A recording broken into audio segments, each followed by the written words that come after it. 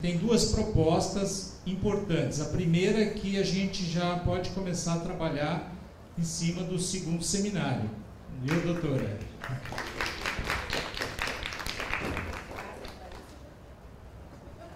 Então, a segunda proposta que já tem, concreta, até o Ian que sugeriu, né? De que a gente produza um texto, né, de tudo que foi dito aqui. O Dr. Levi também se dispôs a compilar esse material, né? A gente vai pegar todas as gravações, o que foi filmado. O Dr. Coloma vai fazer um texto, né? Vai escrever um texto. Quem puder escrever um texto desse grupo, encaminhar para o CRP, e a gente vai produzir então um material impresso. E acho que podemos abrir a palavra para quem quiser fazer uso dela, se na mesa ou na plateia. Ok? A plateia está quase em menor número do que a mesa. Essa é a minha preocupação. Antes que acabe de esvaziar, vamos tentar que alguém escute alguma coisa. Primeiro, parabenizar todo o encontro. Já comentei com alguns que eu lamento que foram 2 encontros paralelos e a gente não teve oportunidade de estar participando dos 2. E os 2 têm a ver com a temática, né? O seminário serve para mobilizar, para agitar, levantar discussão. Ao mesmo tempo, a gente tem problemas práticos. Então, frente aos problemas práticos, já que a gente conseguiu mobilizar um montão de entidades que, de alguma forma, pensavam no assunto, mas estão afastadas da temática, na prática, incitar todo mundo a participar de decisões práticas.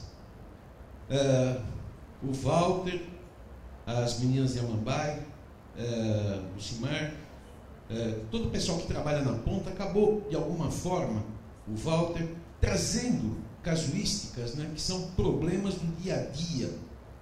E às vezes as pessoas confundem os problemas do dia a dia como a realidade cultural que o Levi estava falando dentro da aldeia. Os problemas são os problemas, a realidade cultural é outra. Coisa que eu mencionei no primeiro dia, quando alguém falou, nós vamos ter que internar 90% das... Não tem nada a ver. Não é essa a nossa realidade. 99% das nossas crianças são cuidadas, bem cuidadas, estão hoje sem aqueles problemas que vinham se apresentando durante o ano 2004, 2005, que foi motivo de escândalo, né, nacional e internacional. Mas frente aos problemas práticos que necessitam de uma intervenção, que essa intervenção seja feita de uma forma um pouco melhor. Quando se necessita levar o problema para outras instâncias, que essas instâncias se conversem, que conheçam essa realidade, para que a intervenção seja o menos traumática possível dentro da comunidade.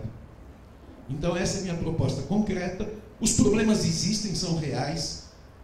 A gente apela para o profissional pontualmente. Eu gostaria que essa não fosse uma medida pontual, mas que fosse uma prática constante de relação dos órgãos que trabalham dentro da comunidade com toda a sociedade organizada, seja de psicologia, de antropologia, Ministério Público, Conselho Tutelar, mas que se junte em pequenos grupos de oficina para discutir o que seria uma intervenção da melhor maneira e menos traumática dentro da nossa realidade. Eu acho que pontuar isso daí seria o maior avanço que a gente podia tirar desse seminário.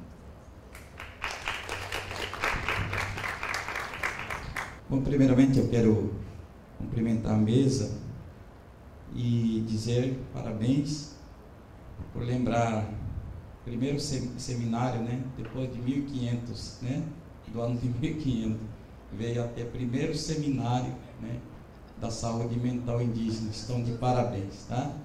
E agradecer também o não convite, porque entrei aqui de enxerido, tá? Porque vocês não me convidaram. Eu trabalho há 7 anos dentro da saúde indígena. Eu venho estabelecendo trabalhos extensos, árduos, quanto à saúde. Eu sou enfermeiro, eu me apresento nesta tarde. Meu nome é Carmelito Canali, então não tem nada a ver com Mendes Canali, tá? Não sei onde apareceu, o Canali, só sei que meu sobrenome é Canali. Então, dizer para todos os palestrantes, começar pelo Walter, obrigado, Walter, pelos seus esforços, para você conseguir, que a gente sabe que nós, como quando éramos estudantes, há barreiras para ser conquistada e derrubada a cada dia. Quando nós irmos para o mercado de trabalho, ainda há barreiras também, Então eu quero te parabenizar com esses 4 anos, Esses 4 anos vai durar mais, mais uns 40, 50 anos. Nós queremos ver você aqui já bem velhinho, tá? Discutindo sobre as ações, porque daqui 50 anos, já que é primeiro seminário, o fruto deste vai acontecer daqui 40 anos. Tá? Estamos apenas plantando. E dizer para a plateia, que os vínculos familiares trazidos em crise, falta de perspectiva de vida, de qualidade, uso abusivo de álcool e drogas, violências, homicídios, tudo o que foi paternidade, com maternidade precoce, eu estava dizendo para os nossos amigos que estão comigo aqui, eu disse para eles que não é cultura indígena, Alguém ensinou, alguém colocou ali na reserva indígena para acontecer esses tipos de crises, Porque quando nós estabelecemos um alvo, nós que somos mais entendidos do que os outros, porque estão na base, ainda não há a motivação do que nós temos hoje. A realidade da aldeia, nós que convivemos 24 horas por dia com eles, depende da nossa coragem para abandonar o campo, não é, Walter? Às vezes a gente pensa, não, eu não quero mais isso, eu não quero mais para mim isso. Então, todos que trabalham na saúde indígena, meus colegas dizem para mim: o que você está fazendo aqui? Você está ficando louco? Não, eu não estou ficando louco, estou abrangendo meus patrícios, Então, para isso que eu estudei. E durante todos esses anos que a gente está produzindo esses trabalhos, na região, eu falo pela Campo Grande, e agradeço a presença da Estela, grande incentivadora nossa na saúde, controle social, também na saúde indígena. E o município de Campo Grande tem feito isto muito bem feito, tá? Nós não reclamamos do atendimento, já que estamos falando da saúde mental indígena, nós não sofremos aqui em Campo Grande, nós fomos bem tratados, mas é um fruto de um trabalho que foi feito há muito tempos atrás, que foi plantado aqui em Campo Grande. Então, a minha proposta, para não perder muito tempo, minha proposta, seria divulgar mais, para que os outros profissionais, da área da saúde, tanto psicologia, antropologia, psiquiatria, tudinho, englobar mais profissionais, divulgação, eu acho que nós temos essa possibilidade de divulgar mais na mídia, porque a menina perguntou: mas você fez negócio no site, no nosso site, Poxa, mas eu sou um índio, Sabe, tem pessoas que não têm acesso, eu tenho acesso, mas eu não vi, esse seminário programado, mas de outro fato, eu parabenizo esta mesa por preocupar, na saúde mental indígena, que isso não vai ser resolvido hoje, não vai ser resolvido daqui 20 anos, vai começar a surtir efeito daqui 30 anos, quando todos nós já estivemos anciões, Apenas nós estamos ensinando a resgatar, né, a qualidade, né, e a equidade de uma vida concernente aos indígenas, né, para que nenhum projeto, né, nasça não se adequando à comunidade, o que os governantes fazem hoje. Eles emitem um projeto, não, esse aqui vai ser para vocês, e não dá certo, porque tem que adequar, né, com a realidade da comunidade, né? Doutor Zeli, que é craque nisso, né, doutor? E muitas das vezes a gente apanha muito, nós que estamos na frente do trabalho, principalmente na área de saúde, nós somos o mais criticado hoje no nosso estado, né? Eles falam, eles não fazem nada. Poxa vida, mas se tivéssemos, né, poder aquisitivo, nós faríamos mais. Aí engloba a família, engloba tudo isso. Então a minha proposta é isso: divulgar mais para que os profissionais, né, que atuam, né, na causa indígena, que participem mais. Isso é a minha proposta. Muito obrigado, boa tarde a todos. Bom, eu queria parabenizar o Conselho Regional de Psicologia por essa iniciativa. Se mostrou extremamente positiva, produtiva, aponta para vários rumos, né, no sentido da avaliação, da compreensão da realidade aqui no Mato Grosso do Sul, da realidade das políticas públicas, os problemas, as insuficiências, os problemas até de foco, de natureza até dessas políticas. Então, o que me veio foi uma proposta que talvez a gente possa ir amadurecendo aos poucos, no diálogo, talvez entre vários que estão presentes aqui. Uma proposta concreta seria a gente realizar não sei se seminário ou nome, um encontro em Dourados, reunindo representantes das diversas políticas públicas, pelo menos 12 ministérios têm ações lá. Mas não só gente de Brasília, né, mas pessoas que estão em Brasília, pessoas responsáveis por essas políticas na região, gente do Mato Grosso do Sul, do Cone Sul, enfim, responsáveis pela implementação no Cone Sul, e pessoas como estão aqui hoje, a ponta mesmo, estão lá no dia a dia, vivendo a situação concreta do trabalho na comunidade, né? E a gente fazer um grande raio-x do que é feito, uma grande autocrítica. Sim, principalmente, fazer isso em parceria com os indígenas, quer dizer, isso feito em parceria com a Tiguaçu, eu proporia, né? Construir esse encontro, onde pudesse fazer um grande raio-x, uma grande avaliação crítica de tudo que é feito. Por exemplo, foi colocado aqui pelo Levi no final, o caráter individualizante, focado no indivíduo de algumas políticas que comprometem, que enfraquecem, que podem enfraquecer ou enfraquecem instituições internas do povo, né?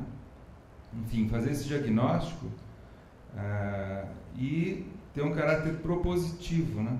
Pensar em o que é importante fortalecer, o que é importante qualificar, o que é importante formar, o que é importante mudar, transformar, ou o que é importante esquecer, não fazer mais, ter um encontro verdadeiro assim de diálogo, em que inclusive coisas podem ser anuadas, né? Não se fazer mais. E o que é importante criar, talvez, né, em termos de políticas públicas para a região, e aí se tirar acordos de entidades do Estado, da sociedade civil, a própria organização indígena também, né? Que papel pode ter nesse processo de mudança, né? Enfim, eu acho que com dois grandes objetivos: um, fortalecer as comunidades Guarani e Kaiowá do Cone Sul do Estado, e outra, de qualificar as políticas públicas do Cone Sul no rumo do empoderamento das comunidades.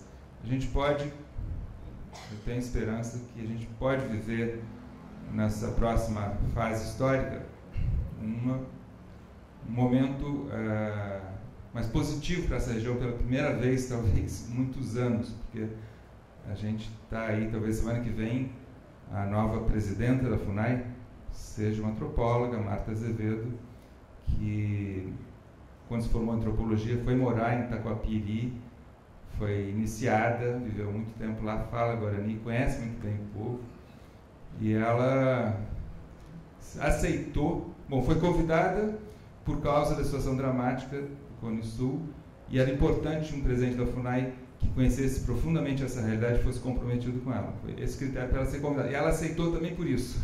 Ela aceitou a presidência da FUNAI para colocar como prioridade zero principal da gestão Mato Grosso Sul, especialmente a questão Guarani-Kaiowá. E se não tiver nenhum problema, não vai ter, quer dizer, ela era para ter tomado posse hoje, inclusive, capaz de também da semana que vem tomar posse, e ela disse para mim que a primeira viagem que ia fazer é para cá. Então, acho que a gente pode, né, construir, não só a FUNAI, mas um conjunto de ministérios, uma reunião desse tipo, né, que seja uma reunião de avaliação crítica da situação do ponto de vista estrutural, inclusive a questão do território, né, as perspectivas e as políticas públicas, um diagnóstico, um raio-x, uma séria autocrítica do Estado frente à realidade indígena, né, e uma construção coletiva. Eu viria esses dois pontos: fortalecer as comunidades da região e qualificar as políticas públicas de forma acertada, não ou seja, com viés colonialista, podendo ser depurado, podendo ser retirado, né, como conteúdo dessas políticas. O que ainda tem de caráter integracionista, que tem ainda de caráter colonialista, que tem de caráter ainda invasivo, né, e que prejudica, poder ser avaliado, poder ser retirado das políticas públicas. Enfim, é uma meta que a gente pode ter e ver quanto se consegue construir nesse rumo. Eu sou a Estela Escândola. Eu queria dizer que eu me orgulho muito de sempre me apresentar como não sendo pesquisadora. Eu sou uma militante só da causa e estou na questão indígena porque fui feita a Amada Itaporã e nasci em Dourados, né? Então passei por aquela rua, né? Ali, então, né? Acabei me sendo contaminada por aquilo tudo ali. Eu estou na causa indígena, trabalhando nela desde 90, com a aprovação do Estatuto da Criança e do Adolescente, né? Eu já fazia parte do movimento Criança Prioridade Absoluta e, por estar em Mato Grosso do Sul, acabei me dedicando à discussão dos direitos das crianças dos povos indígenas. Então é desse lugar que eu vou falar para vocês. Eu não sei falar de outros assuntos que não seja olhar esta realidade a partir do que acontece sobre os povos indígenas. Então, a primeira coisa importante que eu gostaria de dizer é que a gente não fizesse mais esse evento na Semana do Índio. Não fizesse mais. Por quê? Se nós queremos construir uma sociedade onde a gente aprenda a conviver com a diversidade, é preciso que todos os povos indígenas estejam aqui representados com suas lideranças, com suas mulheres, suas lideranças masculinas, seus jovens. Senão nós estamos fazendo um seminário para nós mesmos. Então, sem a participação, e eu digo isso, gente, porque o IBES, que é uma organização que eu milito de direitos humanos, realizou 2 grandes eventos sobre criança indígena e a gente aprendeu algumas coisas com eles. Primeiro, que a gente traz mulheres. São as mulheres que conhecem mais profundamente a realidade da criança. Segundo, traz os jovens, porque também são eles. E outra coisa, cada povo é um povo e é muito diferente. Então, assim como a gente tem um terreno aqui hoje, se a gente tivesse outros Guarani que está morando em Campo Grande, ou Caruel, ou Guató, né? Hoje eu falei, não sei para quem que eu estava falando, acho que foi para o Levi que eu disse. O MPF lançou agora que nós temos 8 etnias no estado, e lá não estão os Camba, porque os Cambas são bolivianos e moram em Corumbá, então não são considerados índios nossos. Mas eles estão ali em Corumbá, está cheio de Camba lá em Corumbá, né? Que não podem dizer que são Cambas, tem que dizer que são bolivianos, né? Ou são descendentes de bolivianos. E tem os Aiorel, que estudam todos no município de Porto Murtinho. O que é que a gente vai dizer? Vai dizer que eles não existem no nosso país? Que direitos têm aquelas crianças do povo Aiorel que estudam todo do lado de cá, né? Então, acho que a gente vai construindo um outro jeito. Então, a primeira proposta minha é que a gente faça isso fora do período da semana, para que a gente garanta a presença daqueles que a gente não precisa mais falar por eles, mas falam por si mesmo. E o nosso papel é só de ser parceiros, companheiros, compromissados e respeitadores da cultura de cada um. Então, a minha proposta é que a gente pode até fazer em abril, mas dê uma alongadinha para antes ou para depois, mas não faça isso na semana. Uma outra coisa que eu queria chamar a atenção, até porque tenho pensado muito sobre isso, eu sou uma crítica ferrenha ao subsistema de saúde indígena. Eu acho que o subsistema de saúde indígena, da forma como ele existe, ele não propicia a integralidade do cuidado dos povos indígenas.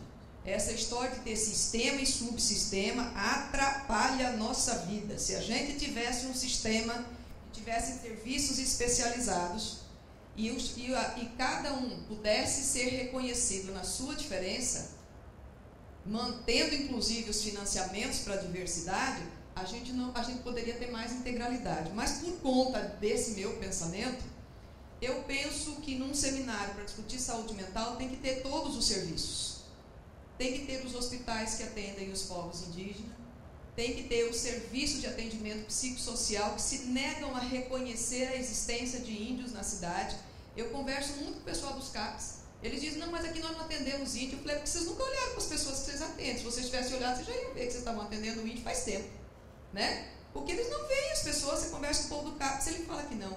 Então nós temos uma série de serviços de saúde mental que precisavam estar aqui para a gente discutir exatamente por que é que a gente não consegue fazer essas pessoas terem acesso a toda a rede de serviço de saúde.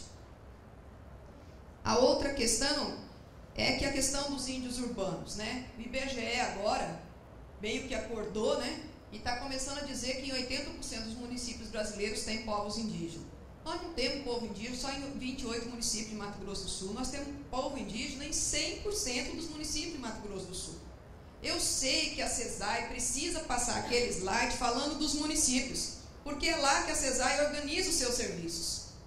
Mas a OAB e o CRP tem que começar a firmar pé, que tem índio em todos os municípios. Tem índio no assentamento, no acampamento, na frente de trabalho, famílias isoladas, famílias vivendo na periferia. Tem de todas as formas. Se você chegar em Chapadão do Sul, que tem a forma mais explícita de diversidade que nós temos lá, que é negros e gaúchos, nós vamos ter índios em Chapadão do Sul, lá na frente de trabalho, trabalhando na destilaria.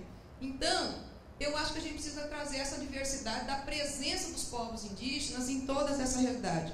E, por fim, eu queria só entender, o filme que vocês vão passar no dia 28, Terra Vermelha, é para passar um filme e discutir a realidade indígena, ou é para discutir o impacto que este filme trouxe naquelas pessoas que trabalharam no filme? Porque até hoje as pessoas que trabalharam no Terra Vermelha tiveram transtornos mentais gravíssimos. Nós temos dependência química pós-filme, nós temos transtornos mentais com internação pós-filme, e nós temos até hoje uma série de pessoas que estão vivendo nas comunidades que ainda sonham que vão para Hollywood gravar. O filme Terra Vermelha é um dos exemplos mais perversos de como é que pode um projeto externo se utilizar de uma população local e não trazer benefício para aquela população. Então a minha pergunta é, o debate sobre o filme Terra Vermelha é para debater exatamente o quê? Né? Eu posso até indicar pessoas que conhecem, pessoas que trabalharam, vocês também conhecem um monte, né? Gente que trabalhou no filme Terra Vermelha e que está até agora, assim, abilolado, sem saber o que foi aquilo que foi fazendo o filme, né? Então, assim, o que é que a gente vai fazer com esse debate? Porque se for para a gente assistir o filme e discutir o conteúdo, o filme é uma coisa. Agora, os impactos que o filme causou são muito grandes. E aí, Mauro, Dourados fez um colóquio sobre criança indígena, coordenado por essa porção de ministérios, mais Unicef, tirou uma série de encaminhamentos, nós nunca mais voltamos a nos reunir, né, Levi, Walter, Lucimar. A gente foi fazer um colóquio de criança indígena e aconteceu nada depois, né? Naquele dia eu disse, eu quero saber quantas vezes eu vou voltar para fazer o primeiro evento em Dourados de alguma coisa. Acho que Dourados não pode mais ter primeiro evento, tem que parar de ter primeiro evento. Dourados já tem primeiro evento de muita coisa faz muito tempo. que não tem em Dourados é um segmento sério de uma política decidida coletivamente. E isso não tem em Dourados. Desculpa eu desabafo, gente, mas acho que a gente precisa, às vezes em quando, botar o pé no chão. Agora nós vamos fazer um... Não, gente, Dourados já teve muito primeiro evento. A gente precisa saber o que é que a gente faz daqui para frente. Obrigada. Eu queria colocar três elementos, algo que não falamos. E eu fico preocupado muitas vezes quando falamos Caiguá-Guarani, Cono Sul, Mato Grosso do Sul, etc. Quando falamos de saúde ou doença mental, um aspecto gravíssimo foi e é a estigmatização. Neste continente moram 70 milhões de indígenas. A grande maioria não tem nenhuma diferença de lo que acontece aqui. A grande maioria deste continente. O problema central deste continente é terra. Por quê? O colonialismo veio para pegar um território e ele continua. A colonização não terminou. Existe uma colonização internacional, ideológica, e existe uma colonização interna, pelo próprio brasileiro. Tem muitos exemplos que já se colocaram. Ou seja, o fenômeno continua e vai continuar. Não tenho dúvida que existe uma vontade política de mudar alguma coisa. Mas o país é complexo, é grande, etc. Os indígenas não são, nem têm uma ressonância institucional importante. Não representam um eixo estratégico para o país, para discussões internacionais, nem de tomar definições. Isso é claro na história política do país. O Estado é cooptador e não vai parar de ser. Pode ser que exista a vontade, mas executar isso frente a interesses econômicos poderosíssimos é uma guerra de poderes e não uma vontade só política. Então, em isso, nós temos que coexistir com essa realidade e pensar que, se em todo este continente 70 milhões de indígenas vivem os mesmos problemas. E quando estamos falando de economias, inclusive de primeiro mundo. Quando discutimos com o governo canadense da saúde dos povos indígenas, eu diria que estão pior que aqui. País rico, com um per capita enorme, e estão com os mesmos problemas. Eles têm um investimento de 180 milhões de dólares para a saúde mental indígena e não conseguem reduzir o problema de álcool, drogas e suicídio. Mas, em 2007, fizemos a primeira publicação internacional da situação de suicídio a nível mundial. Em todos os países do mundo, a população indígena, e especialmente jovem, é a mais elevada de todas as taxas nacionais. Tem algo que ver com superestruturas que nós temos que também aclarar isso. China se transformou em uma potência econômica com um PIB que se mantém muito alto. Hoje, China é o primeiro país do mundo que a taxa de suicídio feminino, nas últimas décadas, perpassou a taxa de suicídio feminino de um fenômeno que não tinha uma presença internacional como tive o Japão, anteriormente. Os jovens de Japão, Canadá e Suécia, estou falando de los países com menor índice de pobreza da população, tem a mais taxa de suicídio. Ou seja, o fenômeno é um pouco mais complexo que de uma equação mecânica, pobreza igual a suicídio. Não todos os pobres se suicidam, não todos os pobres são infelizes, não todos os pobres é isso. Então, nós temos que trabalhar internamente um pouco mais para entender o fenômeno. Esse é o primeiro ponto que queria aclarar. Então, evitar a estigmatização de uma determinada identidade cultural e étnica como Caiguá-Guarani. Parece, olha, son los Sioux, son los Cris, son los Montañés, son los Maori que están con los mismos problemas. Entonces, tenemos que evitar la misma política de imprensa que você vai encontrar. Suicídio, Dourado, suicídio. Entonces, las políticas públicas, longe de estar preocupados, ven los bandos de burocratas que vimos en Machacalí, gobierno del país, y muchos gestores de nível intermediário que não têm nenhuma capacidade de decisão. E em Machacalí nós conseguimos trabalhar a questão do alcoolismo, que era terrível, quando todas as instituições internacionais e ministérios se retiraram de lá. Aí conseguimos fazer um trabalho comunitário tranquilo. Por quê? Nosso problema é um problema de estrutura de sociedade, de estrutura do Estado, e a solução é que eu acredito que nós temos todo Se falou de cultura em torno dos indígenas. Mas não se falou da cultura institucional. Pouco do que ele estava colocando. A cultura institucional vem de uma inércia tecnoburocrática histórica que é muito difícil de você dirigir, independentemente da vontade política. Então, o que acontece? Dourados é estigmatizado também, não só pela imprensa, não só também pelas instituições. Ou seja, a superestrutura institucional está presente. Então, eu acredito que Ambai é igual ou pior que Dourados. E Dourados, como está na mídia, e como geralmente los ministerios reagem muito mais à imprensa de lo que o povo está falando. ¿Por quê? Porque está cuidando outra coisa e não é a saúde. Então, nós temos que, me parece que não entrar por esse mesmo caminho. Nós temos que pensar trabalho a longo prazo. Minha sugestão é que tanto o OAB como vocês mantenham ritmo periódico, 3, 4 reuniões por ano. Por quê? Porque nós temos que criar uma massa crítica. Em saúde mental, na saúde indígena, somos muito poucos para tratar de que algo aconteça em outro nível que fuja da situação de saúde. Temos que pensar, eu acredito firmemente, em processos. Eu não misturaria, inicialmente, encontro da população com as instituições. Por quê? Porque, para mim, o povo indígena está muito claro e está cansado de solicitar, demandar e estar esmolando contra um Estado que sigue hoje, ficou claro ontem, sigue, você foi muito claro, sigue cegos, sordos e mudos, porque são outros interesses que atrapalham esse tipo de coisa. Então, esse trabalho de vontade, de comprometimento, de pessoa que está aqui, que luta, que se debate, que liderança entrega a vida por isso. Qual é o resultado? Não temos que trabalhar com a estratégia. Então, acredito que tem que se fazer um trabalho institucional plenamente de acordo com essa autocrítica. Agora, e aí, a nível superestrutural, o que podem fazer? Porque também não só assumir uma responsabilidade, sino o como fazer. Esse trabalho é muito demorado, é lento, precisamos massa crítica, precisamos outros colegas comprometidos para trabalhar. Por exemplo, nós deveríamos já iniciar todo um treinamento intensivo de nossos colegas em suicídio. Vamos à realidade. Temos a superestrutura, temos uma secretaria, temos toda uma questão de ministério. Colegas não têm diárias e eles estão dispostos a ver sem diárias para se treinar em suicídio.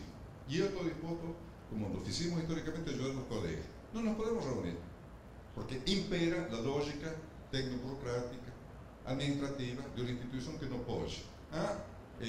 O governo federal só está pagando para funcionários. E 90% é contratado via ONG, que foi uma grande crítica para criar a secretaria, que era terceirizada. O Ministério do Planejamento não vai abrir 18.000 vagas da noite para amanhã para contratar todo o pessoal. Então vai seguir sendo terceirizado. Goste ou não goste, essa é a realidade. Então, ele não pode pagar passagens ou diárias para um personal que não seja contratado pelo Estado. Essa dificuldade não são e não serão resolvidas operacionalmente em uma reunião. Nós temos que procurar dinheiro por fora, ver uma instituição que possa acolher para nos reunir, para o povo que deixa dia, noite, a pé, caminhando para trabalhar, confrontando essas situações de crise, de psicologia.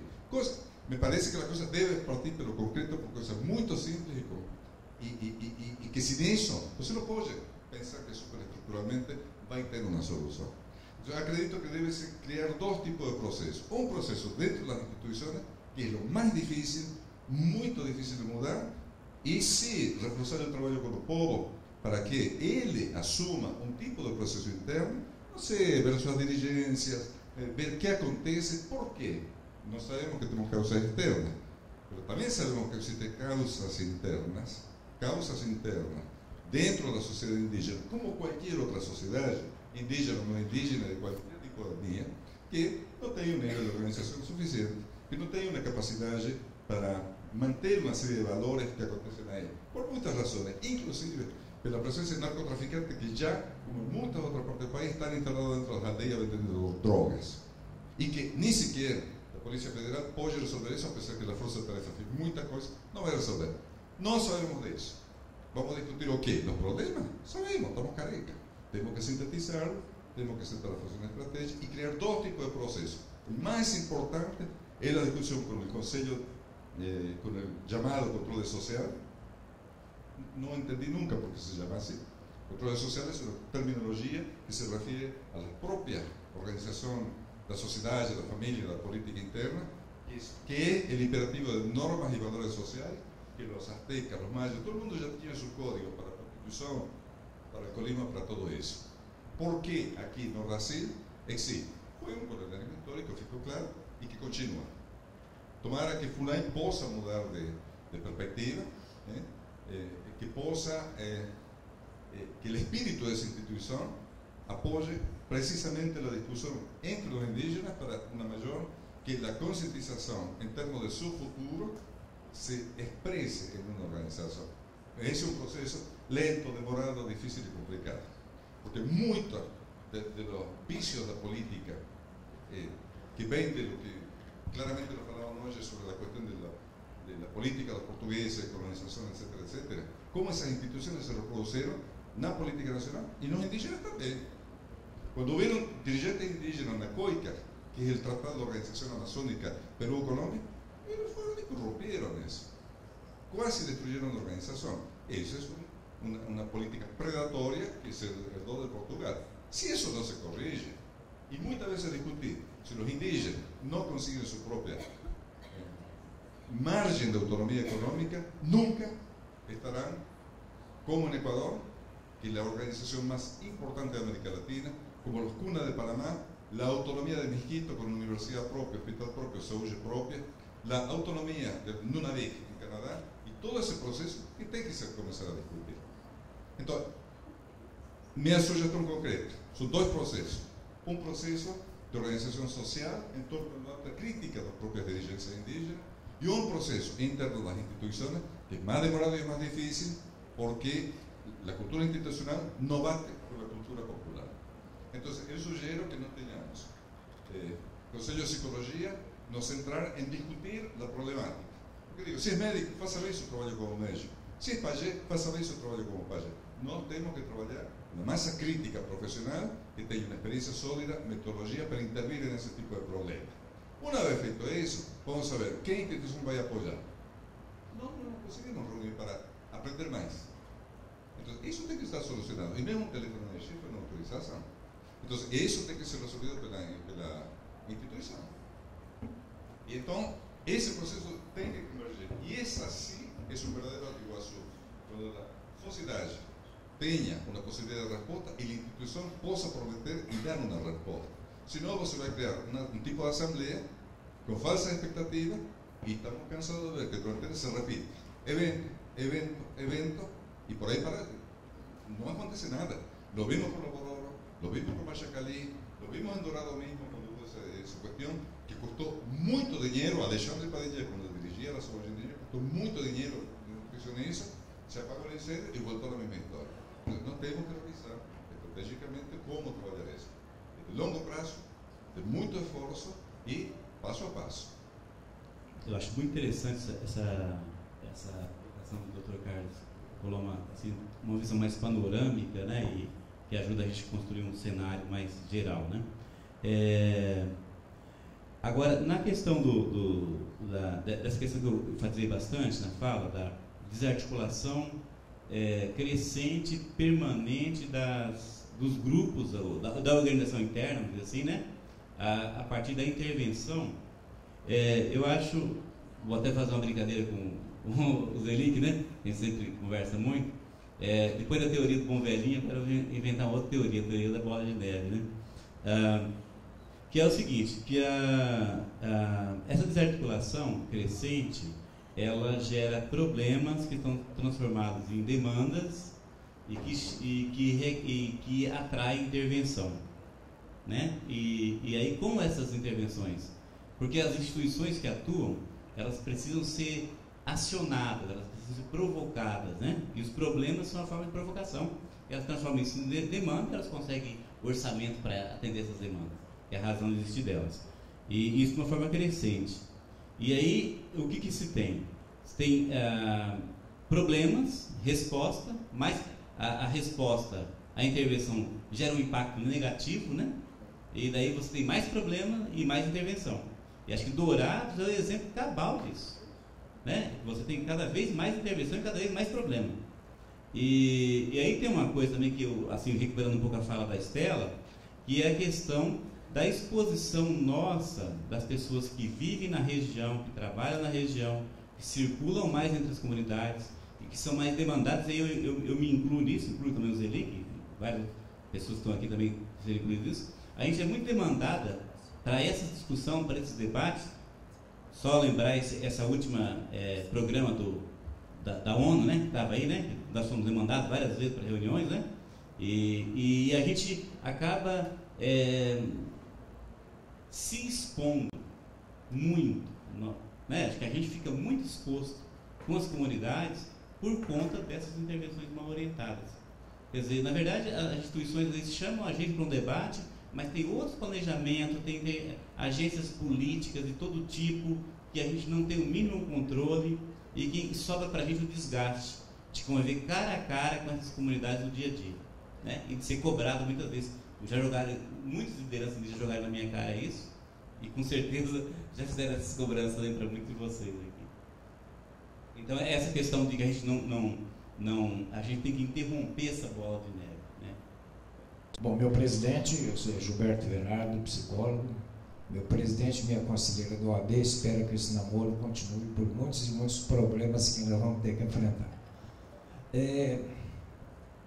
Eu só vou colocar algumas coisas, vou viajar um pouco na maionese, mas assim para o Paulo levar alguma coisa para Brasília, que eu tenho certeza que Brasília, com a sua pessoa, vai cuidar com muito carinho dessa questão de décadas de Dourados. Particularmente não acredito mais no positivismo. Acho que Brasília está precisando, tem que fazer alguma ponte. Eu acho que essa questão indígena está precisando de um mote.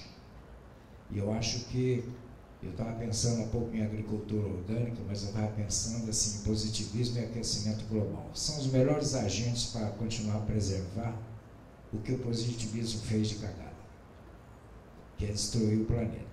Então acho os índios daqui para frente, em vez de a gente considerá-los coitadinhos, fruto da ganância do positivismo, os bons agentes de conservação do meio ambiente. Pena que não dá mais para incluir as reservas indígenas no Código Florestal. Mas, de qualquer maneira, é uma ideia louca, eu espero que você faça alguma coisa ou não com ela. Eu estive lá em 92, durante um ano, todo fim de semana, por minha própria conta, trabalhando sobre essa questão do suicídio. Vi os índios, que eram transformados em claustros policiais, com cacetetes forrados de borracha, baterem aqui, não deixam marca externa, mas provocam hemorragia interna. Após a morte, esses mesmos índios policiais penduravam para forjar assassinato. Talvez seja daí que veio essa ideia. Eu procurava, de alguma forma, ajuda institucional, mas como era da esfera federal, e na época a Polícia Federal cuidava mais de tráfico, então não dava para fazer nada, 91 não dava para fazer nada. E ML também não podia se meter com a questão indígena porque era questão federal. Então eu fiquei de mãos atadas, me larguei de novo porque... Então, mas deu para me conhecer razoavelmente a questão. E acho que eles precisam de um consenso, mas como a própria Sônia afirmou, lá o consenso de 51% para ver o que eles querem fazer, o que a comunidade quer fazer, não adianta, tem que ser consenso de 100%. Isso eu acho difícil. Mas talvez seja um trabalho que os psicólogos sem fronteira que não foram para Haiti, pode ir para Dourados. O Pedro Kemp, deputado, patrocina o combustível, a gente arruma uma van, e eu acho que a gente pode começar a exercitar isso na prática. Penso que uma grande fábrica de mandioca lá, Paulo, esse povo precisa ser ocupado. Lá na reserva indígena de Dourados. Eu acho assim, que eles precisam... aí eu recorro à teoria de Maslow, que a primeira e mais fundamental necessidade básica são as necessidades fisiológicas, da fome e a sede. Sem isso não tem como você, aqui, bem abastecido, você colocar uma perspectiva de segurança, enfim. Mas eu acho que para a realidade dele, a única teoria assim, que eu posso agora considerar é a teoria de Abraham Maslow mesmo, das 5 necessidades básicas. Acho que isso é uma referencial teórica interessante para se trabalhar. E eu acho que a psicologia pode ajudar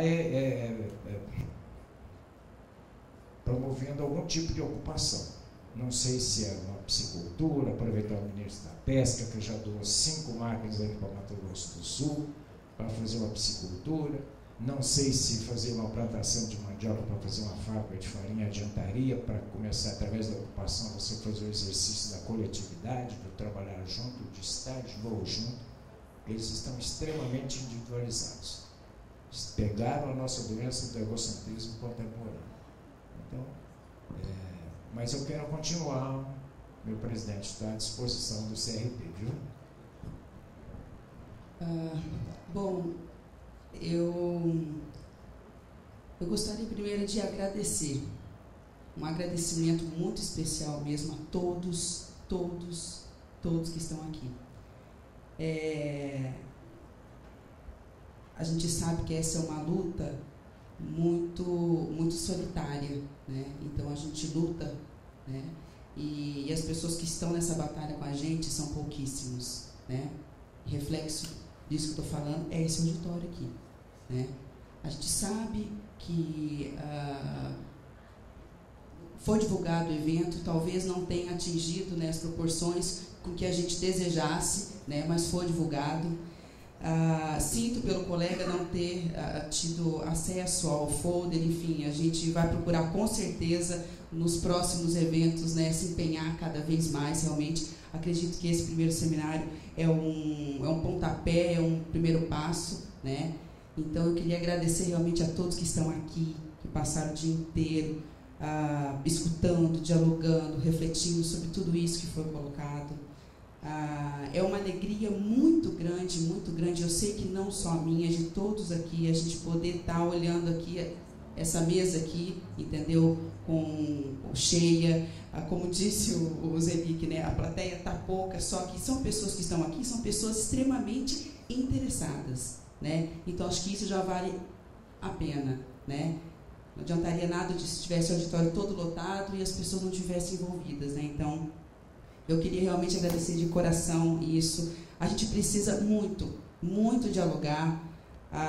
Os nossos profissionais, né, da saúde mental indígena, que estão na ponta, tudo, a gente, sempre que possível, a gente se fala e o desejo é sempre o mesmo. Vamos dialogar mais, vamos conversar mais. Mas com quem? Né? Então, assim, somos poucos. Essa aproximação com o Conselho, com a OAB também, na pessoa da doutora Sami aqui, é um avanço muito grande mesmo. Essa parceria com as universidades também, né, de fundamental importância para esse processo todo. E só para reforçar um pouquinho mais do que já foi dito, mas eu acho que vale a pena reforçar novamente, eu sinceramente não gostaria que a gente... que não saísse nenhum fruto disso, entendeu? Nem algo mais resolutivo, mais concreto. Eu gostaria que saísse, eu estou apostando muito nisso, Afonso e doutora Sâmia, como todos aqui. Nós já participamos diversas vezes de várias reuniões, várias, e a gente não vê nada, ou se vê muito pouco, entendeu? De fato acontecendo, né? E isso, de certa forma, desmotivou e vem desmotivando muitos parceiros nossos, entendeu? Hoje eu estou vendo aqui, entendeu? Mas, sinceramente, eu não sei se no próximo ainda vou ter a oportunidade de ver quem está aqui, entendeu? Então, assim, a luta já é muito difícil, sozinhos, e se a gente não conseguir fazer, de fato, as coisas saírem do papel, complica ainda mais. Eu sei que muita gente deveria estar escutando tudo isso que foi discutido aqui o dia inteiro. Talvez as pessoas que mais precisariam escutar não estivessem aqui, né?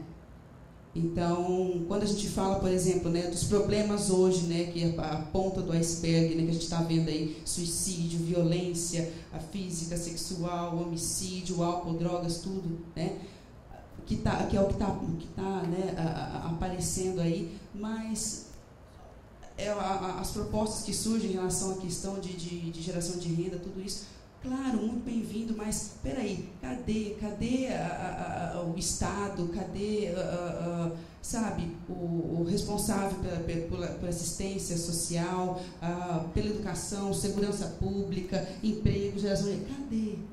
Entendeu? Então, assim, eu acho que a gente deve promover mais discussões, deve promover uma participação maior realmente de vários segmentos, né, e que assumam de fato os papéis de corresponsáveis, né? Então a gente sente muito isso, a gente fala muito isso, né, mas fica tudo só muito né? Então eu acho que se a gente pudesse de fato fazer realmente, né, as coisas saírem mais do papel, mais concreto, né? E eu acho que é isso, e colocar o Distrito Sanitário Especial Indígena, né, CESAI, à disposição para dialogar a todo e qualquer momento. Nós somos um grupo pequeno, mas somos um grupo de guerreiros, de lutadores, tá? É um trabalho extremamente difícil. Acredito que alguns dos nossos colegas já pensaram também em desistir, entendeu? Porque é difícil, muito difícil, ainda mais quando a gente tem pouco ou quase nada de apoio, né? Então, mas continuam firmes e fortes. Então, a gente está apostando realmente muito nisso. Acho que é isso, gente. Obrigada. Eu gostaria rapidamente aqui, né, de agradecer especialmente ao Conselho Regional de Psicologia, né, ao Dr. Carlos Afonso, pelo convite. Agradecer a cada um de vocês que estão aqui presentes, né, a doutora aqui, né, dizer a grande admiração que eu tenho, acho que ela vai me convencer a fazer direito ainda, né? Então, estou muito orgulhoso desse evento, né? Eu acho que a gente falou de muitas coisas ruins, mas também nós temos muitas coisas boas, né? Dentro da aldeia, né? Então a gente tem que se lembrar disso também. A gente tem muitas coisas boas, né? Que a gente precisa levar em conta também. Não vamos deixar ser levado por essas coisas ruins. Vamos continuar lutando. Né, que a luta é assim mesmo, né, é um processo, é o dia a dia, né, que a gente consegue chegar lá. E agradecer toda a mesa também pelo evento e dizer que a gente tem que continuar essa discussão, né, cada vez aprofundando mais e trazendo mais pessoas para a gente poder fortalecer essa união. Obrigado. Obrigada a todos por estarem aqui na nossa casa, a casa de todos vocês da cidadania. Queria dizer que a vida é assim mesmo, pessoal. É uma meia dúzia de 3 ou 4 que sonham, e sem utopia a gente não chega a lugar nenhum. E a realidade é dura mesmo, mas a gente vai furando e vai chegando lá. Vai aprendendo com os indígenas. Queria dizer para vocês, assim, que a primeira vez que eu conheci o Dr. Afonso, nós estávamos imbuídos, eu, doutora Neila, Dr. Lúcio Capistrano, Dr. Mário Borandi e Dr. José Ferraz, na salinha aqui dos advogados. E veio uma pessoa, a doutora Sam, o doutor Afonso quer falar com você, a Neila. Quem é esse doutor Afonso? Falei, não sei, vou atender ele prontamente. Olha, eu quero falar com vocês sobre a questão do Dia do Índio, não foi? Você ia fazer um evento, né? E nós ali estávamos no nascedouro do CONDEP, né?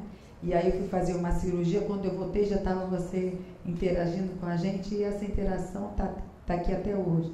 Você falou, vamos fazer um evento de saúde mental na OAB, vamos embora.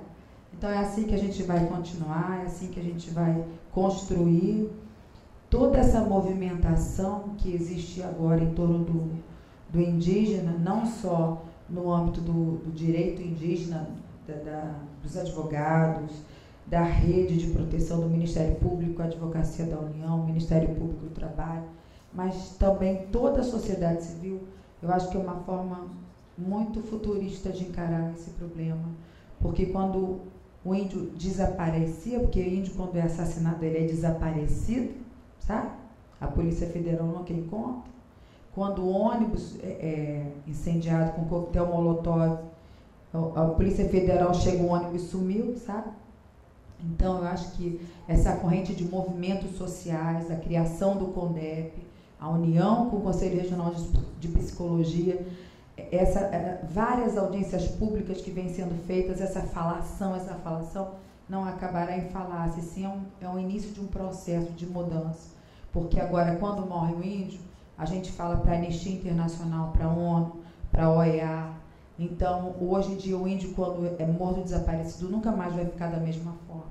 Enquanto nós vivemos, essa luta vira uma missão para a vida da gente. Eu queria dizer que nós somos parceiros, não será de uma vez só, mesmo eu não estando na frente da presidência da comissão, eu tenho amigos aqui, e a gente tem sempre com quem pedir, conversar, e essa luta vai continuar, e a causa maior de tudo é os direitos humanos, são os direitos humanos dos povos indígenas, que são massacrados, vilipendiados, catequizados, e até hoje estão aí resistindo, e a gente tem que aprender a resistir junto com eles.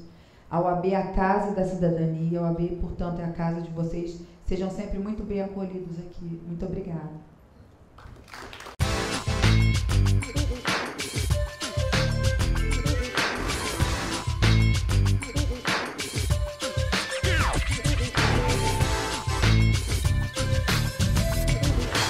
Para realizar a mediação desta mesa, convidamos a senhora Hanna Yara de Pinho Chaves Almeida, graduada em Ciências Sociais com habilitação em Antropologia pela Universidade de Brasília e antropóloga do Distrito Sanitário Especial Indígena de Mato Grosso do Sul.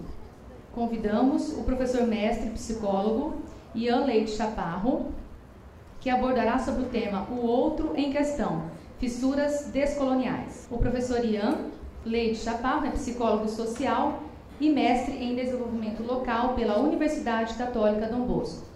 Bolsista CAPES, módulo 1, representante discente no Conselho do Mestrado e artista da dança. Desenvolve estudos e práticas entre os saberes da psicologia social comunitária, do desenvolvimento local, da alteridade, dos estudos culturais e da dança contemporânea.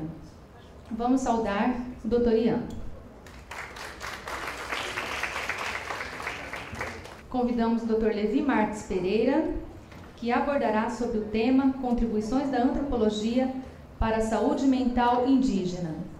É graduado e licenciado em Ciências Sociais pela PUCAMP, especialista em História da América Latina pela UFMS, possui mestrado em Antropologia Social pela Universidade Estadual de Campinas, doutorados em Ciência e Antropologia Social pela Universidade de São Paulo e pós-doutorado em Antropologia Social pela Universidade Estadual de Campinas. Atualmente é professor adjunto da Universidade Federal da Grande Dourados, onde participa dos programas de pós-graduação em Antropologia e História. Tem experiência na área de Antropologia com ênfase em Etnologia Sul-Americana, atuando principalmente nos seguintes temas: parentesco e organização social, educação indígena, antropologia da religião, infância e gênero, história indígena, terras indígenas e movimento social. Vamos saudá-lo.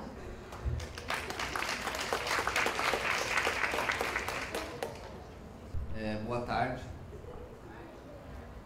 Então, primeiro, é muito bom estar aqui discutindo essas questões assim com as pessoas que estão aqui. E aqui eu quero trazer algumas reflexões em relação ao outro, no caso o indígena, né? Então, eu vou trazer mais indagações do que afirmações, porque eu acredito que o meu papel como psicólogo é construir mais perguntas do que fechamentos assim discursivos. Então, eu vou me colocar numa posição de psicólogo social e psicólogo ambiental, né, que é minha função hoje, e discutir os referenciais teóricos e práticos da psicologia, um pouco disso, em relação ao outro.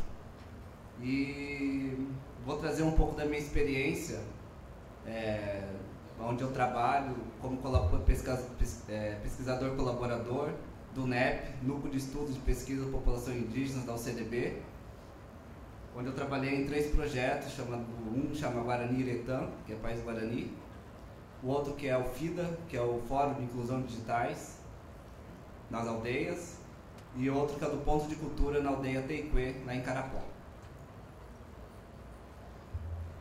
Eu vou ler porque eu me sinto mais confortável lendo do que falando, assim, como todo mundo está falando aqui. Eu ainda estou no início ainda dessa maratona. Para iniciar minha fala, eu trago algumas perguntas pertinentes ao universo que quero tratar quando trago o outro em questão. E proponho fissuras para descolonizar o discurso de quem parece estar à frente do outro. Perguntas que levam a todos presentes como forma de reflexão, pois não pretendo responder as perguntas nesta mesa. Aí vai. Como os dispositivos de tradução da psicologia ficam à frente do rosto do outro? A psicologia possui um formato descolonizador?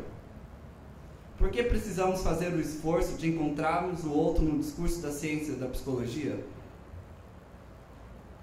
Para iniciar essa reflexão, inicio por dois ideários. Quem escreve o querer que quero falar nessa mesa. Primeiro do filósofo da ciência Bruno Latour e segundo do filósofo da alteridade Emmanuel Levinas. Bruno Latour diz: se desejamos que nossa pesquisa seja respeitada do ponto de vista histórico, é preciso que evitemos usar de forma superficial a língua desses autores na nossa própria explicação. E o Levinas, que é um filósofo pós-guerra, né, pós-guerra mundial, judeu que se matou depois da guerra, fala: na nudez do seu rosto concerne ele me dissesse a respeito. Antes da sua confrontação comigo, antes de ser a morte de que me desfigura em mim mesmo, a morte do outro me consorde e me questiona como se eu me tornasse, por eventual indiferença, o cúmplice dessa morte invisível. E como se antes de ser eu mesmo, voltado a ele, tivesse que responder por esta morte do outro, e não deixar outrem só na sua solidão mortal. É precisamente no chamado da minha responsabilidade, pelo rosto que me convoca, me suplica e me reclama, é neste questionamento que outrem é próximo. A minha preocupação é pensar até que ponto a psicologia encontra o outro, em seus pressupostos e discursos teóricos práticos. Pois por quanto tempo a psicologia fincou seus dizeres no outro diferente? Ou seja, até quanto tempo a psicologia está afastada de um outro que é diferente do seu objeto de pesquisa, se é objeto, né? Um outro que possui uma lógica de mundo diferente e que se detém de um perspectivo aprimorado para construir o mundo como tal. Sendo assim, me pergunto, será que a psicologia está preparada para construir novas categorias teóricas para entrar em contato com o outro, nesse caso indígena? Compor um texto em relação à questão indígena é caminhar por um território tênue e confuso e inseguro. Pois eu não sou o outro. Falo de um outro lugar, fazendo esforço para construir um texto como amigo da onça, como já falou Hugo Achugar, um crítico literário do Uruguai. E estar ao lado do outro, para que esse outro construa a sua história e possa contar não mais como caça, mas sim como caçador. Como disse Ivan Molina, indígena da etnia quechua, sociólogo e diretor da Escuela de las Artes e Cines Audiovisuales de La Paz, não estamos num tempo de simplesmente respeitar, mas sim de conviver para se impor. Ivan falou isso no Seminário dos Povos Indígenas e repetiu no último encontro do FIDA, Fórum de Inclusão Digital nas Aldeias, quando discutimos e estruturamos a construção de novos produtos audiovisuais por indígenas da etnia Kaiowá-Guarani, Kaiowá e Terena. Ivan pergunta aos sujeitos indígenas: por que vocês querem existir? Pois esses povos, como outros, estão num tempo que não podem simplesmente existir, mas devem dizer como, porquê e como existem, para se tornar vivo num jogo maior que se configurou na contemporaneidade local global. Parece-me que coágulos híbridos que viviam na latência de uma ciência do cotidiano encarado como dicotômico, pedem voz e faz voz na realidade. E dizer sobre o outro se torna cada vez mais indigesto para os olhares lúcidos, pois o ato de traduzir deve ser um outro ato de traduzir, deve-se assumir uma confluência fenomenológica para estar com o outro, construir junto. O dizer sobre o outro se torna, por assim, um dispositivo da violência. Nesse momento, nos deparamos por confluências híbridas que de alguma forma se mostram mais explícitas, pois a relação de mundos que pareciam distantes estão cada vez mais tênues e permite uma conversa para reorganizar o que muitos dizem como perdido. Assim fica mais claro pensar a cultura como um signo de conflito, como já lembrou Homem Barba, como espaço de poder e de assumir a diferença no instante do encontro. Pois assim penso que a ação em assumir a diferença, de estar à frente com o outro, se consubstancia por um texto entre lugar, pois devemos falar com o outro e não sobre o outro, e pelo gesto do deslocamento assumir a voz em conjunto, para tornar real um discurso entre eu e o outro, um campo composto por negociações onde deve ficar plausível o lugar de onde cada um fala. O entre-lugar é um espaço sinuoso, mantido por conflitos para a construção de um terceiro espaço, quando duas lógicas ficam frente uma da outra, e no instante que se chocam pode transformar um novo discurso mais preciso às duas. Uma nova realidade fortificada por conflitos e negociações, tendo o outro em primeiro patamar, para não repetir dispositivos que colocam o saber como poder, como já lembrou Foucault. Para compor um entre-lugar como texto, lembro que precisamos pensar em saberes, e não em castelos rígidos de teorias, pois a possibilidade de pensar em saberes permite uma organização espacial em posicionar simetricamente lógicas e formas de viver o mundo, para construir um saber descolonial. Para finalizar o que trago, como psicólogo que sou, formei em psicologia, mas sempre fui mais estudioso da filosofia, vou fazer um esforço metodológico aqui para estar à frente do outro e construir um texto entre lugar. Minha preocupação com o texto é que na minha dissertação de mestrado eu trabalhei com narrativas e a noção de texto era justamente o que fechava e o que abria espaços para o outro aparecer na pesquisa. O outro se forma no instante que eu, pesquisador, psicólogo, trabalhador da saúde, busca a possibilidade de um diálogo.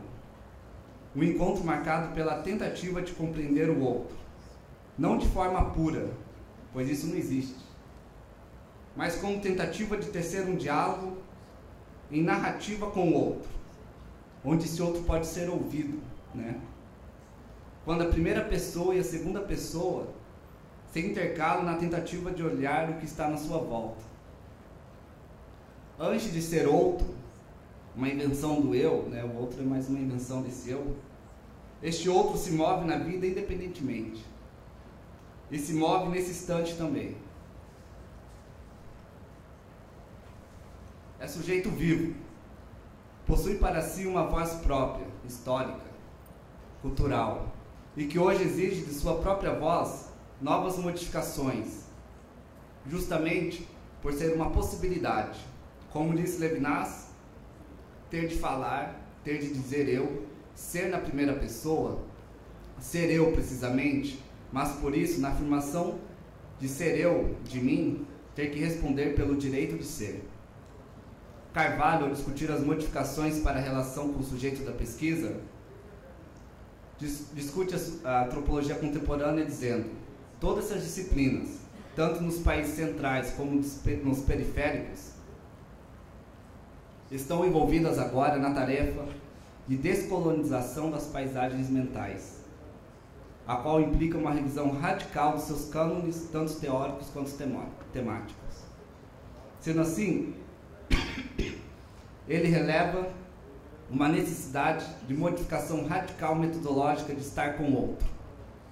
Quando se fala deste outro no estalo milimétrico da relação, hoje com o outro, pelo outro, como eco, como voz em segunda pessoa. O outro é voz no mundo, não uma fala do estranho, mas uma fala que está diluída no cotidiano de quem está no mundo. O outro não é mais tão outro.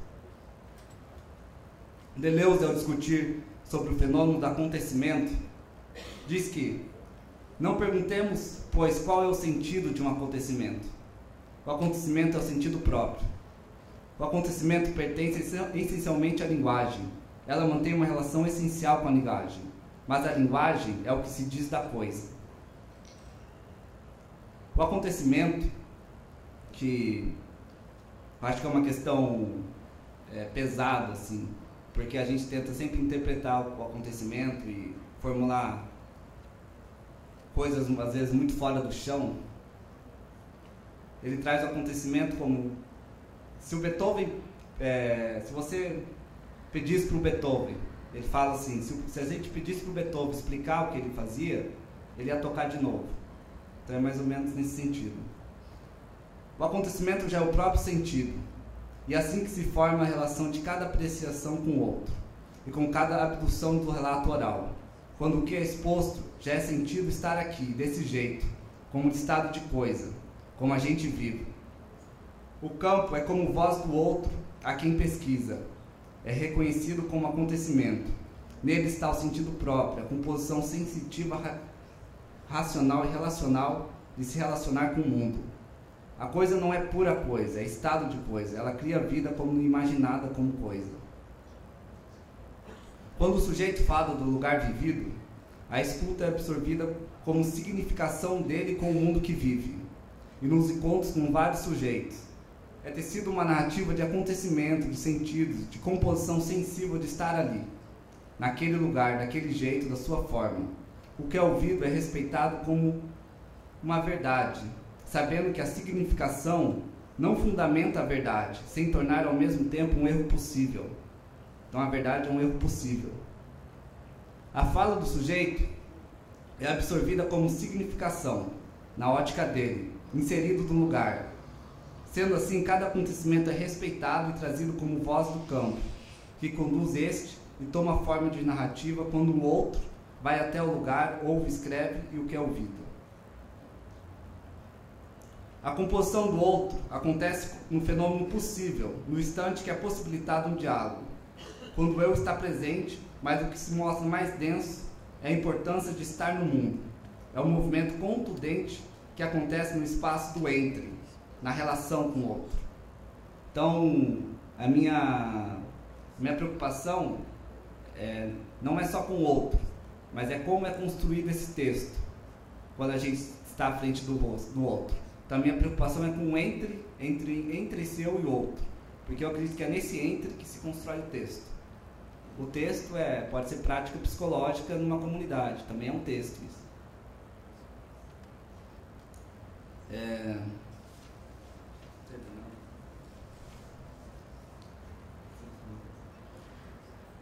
Levinas lembra que quando falo de unicidade, digo também alteridade de outrem. O único é o outro de modo eminente. Quando o único é outro também, é um composto complexo quando linha e divide-se do outro. E esse outro pode se desmanchar ou não, como reflexão ética, e como sentido de não estar nem lá e nem aqui, mas de estar no que se envolve. E para compor o final dessa fala, trago um escrito do Levinas que ilustra bastante o que eu venho pensando em relação ao outro e esse encontro. Ele fala que o encontro com o outro é imediatamente minha responsabilidade com ele. Então, se você está pensando em encontrar esse outro, você se torna infinitamente responsável por ele. É isso. Obrigado. Bom, boa tarde a todos e todas, né? Em primeiro lugar, eu queria agradecer ao Conselho Regional de Psicologia pelo convite e pela oportunidade de estar aqui compartilhando com vocês esse momento em que a gente para um pouco das nossas atividades, do nosso dia a dia, do fluxo, né, das atividades que nos absorvem, e para discutir e pensar um pouco o universo que a gente vive e atua e transforma, né? E meu esforço vai ser no sentido de tentar recuperar um pouco várias coisas que já foram ditas e tentar, a partir dessa recuperação, pensar algumas contribuições da antropologia para a saúde mental indígena, mas mais focada para os Kaiowá e Guarani, que são as etnias que eu mais trabalho. E eu gostaria de começar lembrando uma frase que eu ouvi de uma assistente social do CRAS de Carapó, que eu acho que a maior parte de vocês conhece, que é a Zane, né? E só conheço assim, né? É muito minha amiga, mas não lembro o nome dela completo, mas todo mundo conhece por Zane. E que ela disse que ela fazia uma pergunta, uma vez num debate como esse, ela usou a palavra para fazer uma pergunta, e foi a seguinte: e quando a cultura indígena vira um problema, né? Que é essa questão de que hoje a gente pensa os índios como um problema, e talvez os Kaiowá estejam à frente nessa perspectiva de se apresentar, pelo menos para nós, de serem vistos enquanto um problema. E aí eu acho que tem uma coisa bastante perversa, que a gente começa a atribuir uma série de problemas, descontextualizando muitas vezes, né? Uma tendência que a gente é meio que automaticamente levado a ela, e a gente tem que fazer um esforço grande para sempre estar alerta a isso, todos nós, né? No sentido de não culturalizar esses problemas, né? Por que eu digo isso? Porque vários problemas, ou pelo menos o que a gente identifica como problema, eles passam a ser tratados, a ser pensados como sendo uma característica do povo, do grupo. E eu acho isso uma coisa muito nociva, né? E então, como que eles se apresentam? O que a gente conhece dos Kaiowá? E aí, recuperando um pouco da fala da doutora Sônia, de várias pessoas que falaram antes, né? E que tentaram, que expressaram essa necessidade, né, de começar a enxergar as culturas indígenas também no que elas não são problema, né? E eu sempre, como eu trabalho na universidade, e aí sempre que os alunos me procuram pensando numa pesquisa, eles chegam com um problema, né? Um problema social. Daí eu tenho que fazer um esforço grande de convencê-los que isso só tem pertinência se for transformado num problema sociológico, vamos dizer assim, né? Então acho que essa é uma questão. E a imprensa, que geralmente faz um tratamento mais rápido dessas questões, acho que tem colaborado muito para tentar culturalizar esses problemas. Então os índios aparecem como bêbados, como suicidas, como pessoas que não dão conta de tratar as crianças, né? Eu acho que isso é uma coisa que nós, enquanto pessoas que estamos engajados nesses programas indigenistas ou no esforço acadêmico de compreender as situações, temos que estar sempre alerta. E aí uma outra questão que eu vou orientar um pouco minha fala também é a questão de que, pelo menos na minha compreensão, os problemas, né, dos indígenas não são só deles, são problemas nossos, e são problemas do Estado brasileiro e problemas da sociedade brasileira, porque esses problemas eles não foram, se hoje eles se apresentam enquanto problema, essa situação problema, ela foi criada diretamente por esse processo de territorialização dos índios em reserva, esse processo de uma série de empresas colonialistas, né, que incidem sobre essa população e continuam incidindo até hoje, né, e que leva eles a se apresentarem para nós dessa forma. E aí eu vejo também essa questão de que a vida humana ou a vida social, né, em qualquer grupo, em qualquer figuração social humana, ela inevitavelmente ela produz conflito. A conflitividade é uma característica inerente à condição da vida humana. O problema, acho que essa coisa de se apresentar como problema tem muito a ver com uma dissolução dos mecanismos de resolução desses conflitos, que a situação histórica, no caso dos Kaiowá e Guarani, no último século, esvaziou, ou pelo menos tem investido no esvaziamento do modo como eles situavam, entendiam e resolviam os problemas internos de suas comunidades. E aí o processo de territorialização em reserva tem um papel fundamental nisso. Ou seja, não dá para pensar as reservas, que foram 8 reservas antigas, foram demarcadas entre 1915 e 1928, enquanto aldeia, né? Embora muitas vezes os próprios aldeia no sentido de comunidade, porque também aldeia não é uma palavra indígena, é uma palavra ibérica, né? Que foi transformada para cá, transplantada para cá, mas em muitos casos ela é entendida como comunidade. E os próprios índios às vezes utilizam o termo aldeia para se referir à reserva, mas tudo é um grande equívoco, né? Que envolve a gente, envolve eles também, né? Nesse sentido. E aí eu acho que é necessário compreender que eu acho que isso está muito bem demonstrado em vários trabalhos, como o trabalho do professor Brandi, né? Que demonstra muito como que se deu esse processo que ele denomina de confinamento. Aliás, a palavra confinamento já tem sido utilizada antes por Darcy Ribeiro, o próprio Egon Schaden, naquele livro de 52,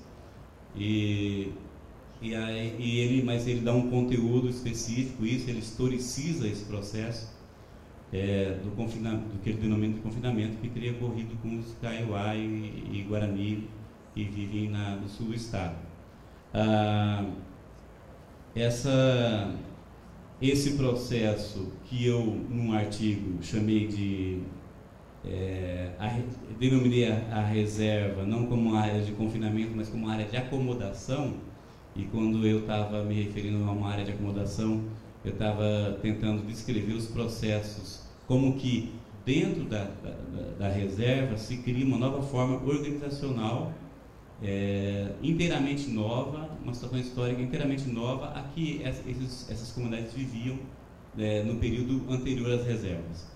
E o que caracteriza essa área de acomodação?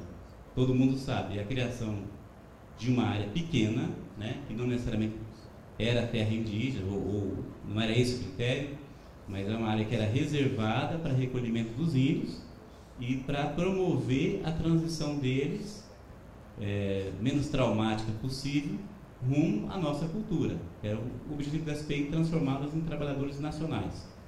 Quer dizer, e isso foi tentado e executado durante quase um século. Por causa da Reserva de Dourados, criada em 1917, né? A Constituição é de 88, até a Constituição de 88 predominou-se o que a gente denomina de paradigma da assimilação. E mesmo depois da Constituição, até hoje, eu diria, esse paradigma ele continua orientando a maior parte das práticas indigenistas, tanto do Estado como da sociedade nacional, da ONGs e tudo mais. Então,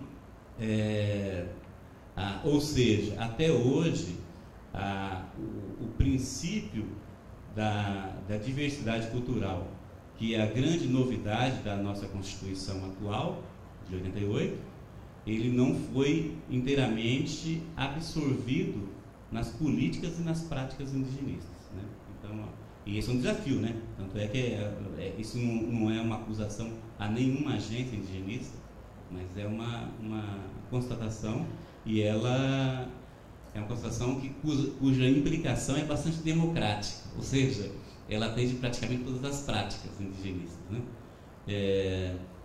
E aí, eu gostei muito da fala do Ian, e eu até também vou recuperar uma questão que ele levanta, que eu tinha anotado aqui, que é a questão concepção Kaiowá da existência.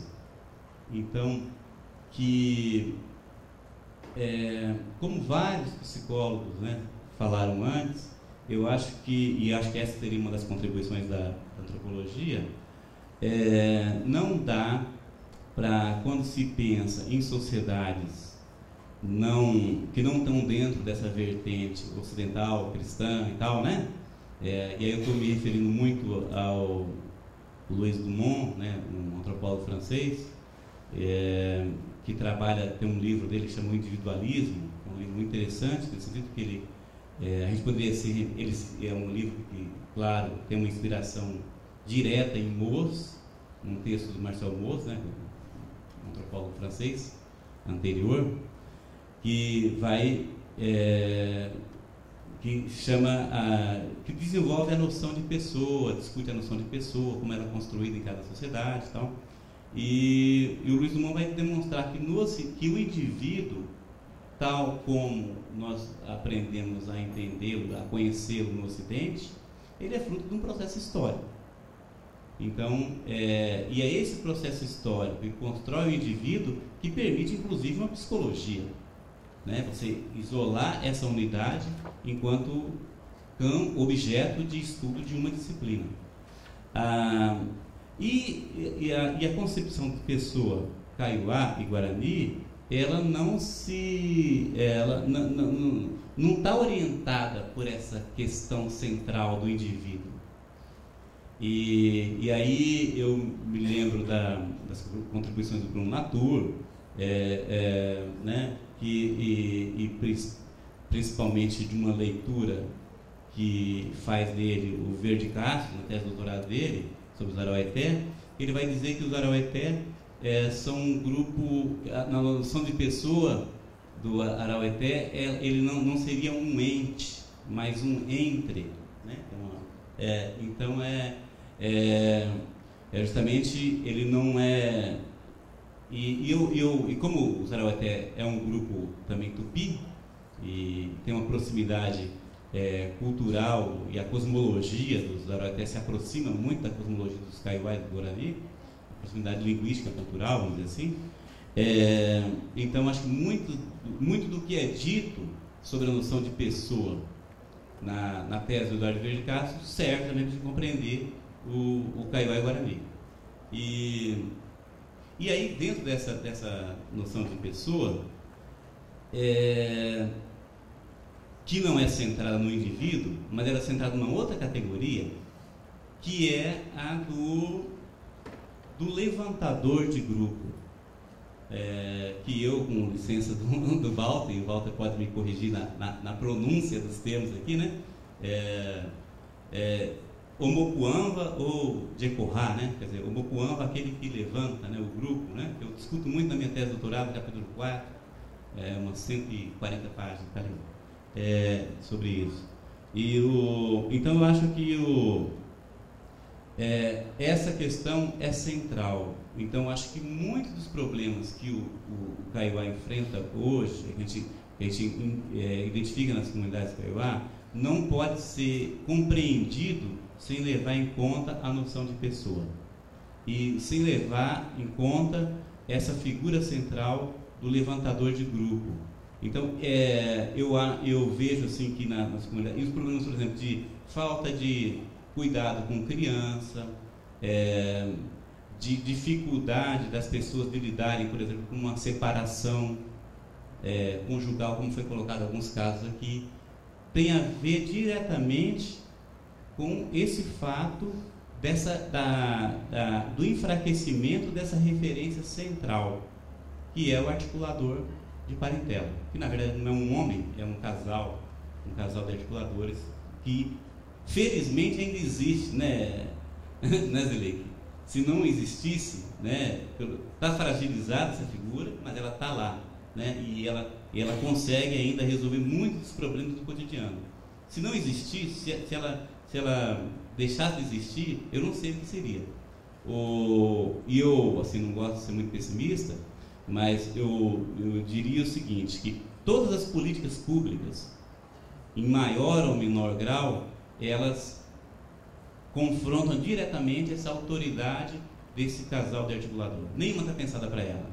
As políticas sociais, tudo pensado para o indivíduo, né? E essa figura, ela fica isolada, neutralizada, enfraquecida cada vez mais. Mas ela ainda funciona, mas ela está agonizante, assim, né? Em algumas famílias isso é muito forte, ainda outras bem frágil. Isso significa dizer que tem muito para piorar, infelizmente, né? Então, eu estou aqui, eu trabalho com os guaranis desde 82, e a gente vê assim a coisa caminhando para um rumo muito. Usei ele também há alguns anos, né? A gente vê que, a despeito de todo o esforço, e eu gostaria de fazer chamar a atenção para isso, eu reconheço o esforço heróico dos trabalhadores da CESAI, do pessoal como a Zane, que está no CRAS de Caracó, e muitas outras pessoas que eu conheço, que até em prejuízo da própria saúde, muitas vezes, né? Foi falado isso também, né? Que o Walter falou, né? O cuidador também tem que ser cuidado, né? Então, essas pessoas fazem um esforço muito grande para dar conta desses problemas, mas é uma situação bastante ingrata, né? Quanto mais você se esforça muito, mas não consegue reverter uma tendência de quadro, e parece que vai. Então,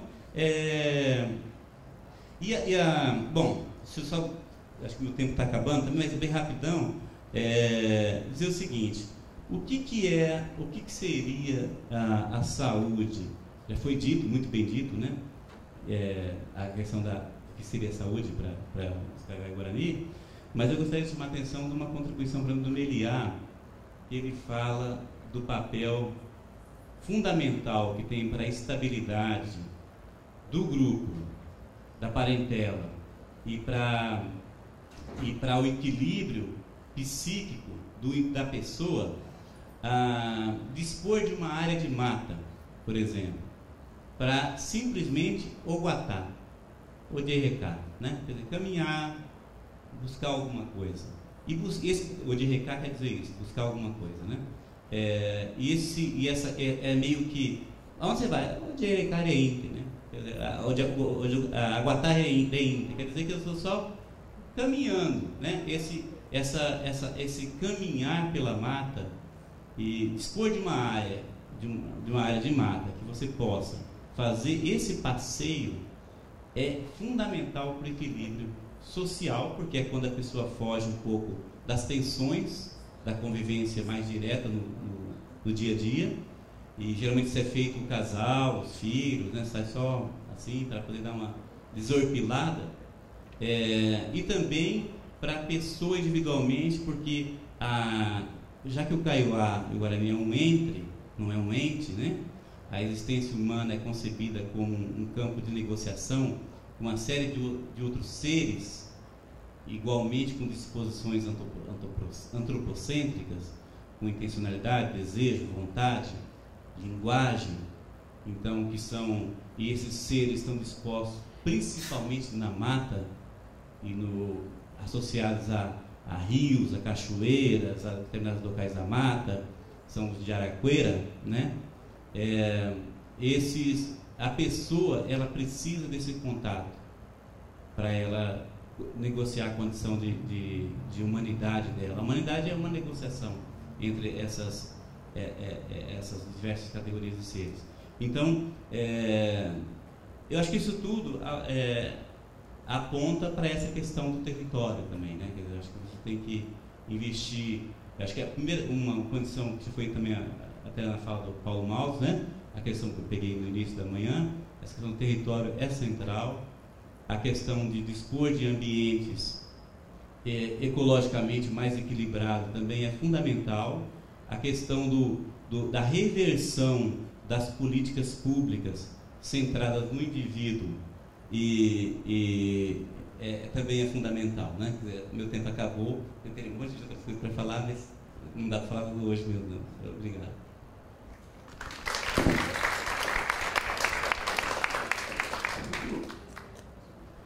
Bom, eu queria agradecer a oportunidade de mediar essa mesa, foi de última hora e, assim, é muito bom poder conhecer uma realidade nova. Eu estou me inserindo agora nessa realidade, entrei agora no Distrito Sanitário Indígena E, infelizmente, eu não vou abrir para perguntas, porque agora a gente já vai começar a debater o que foi passado no dia inteiro.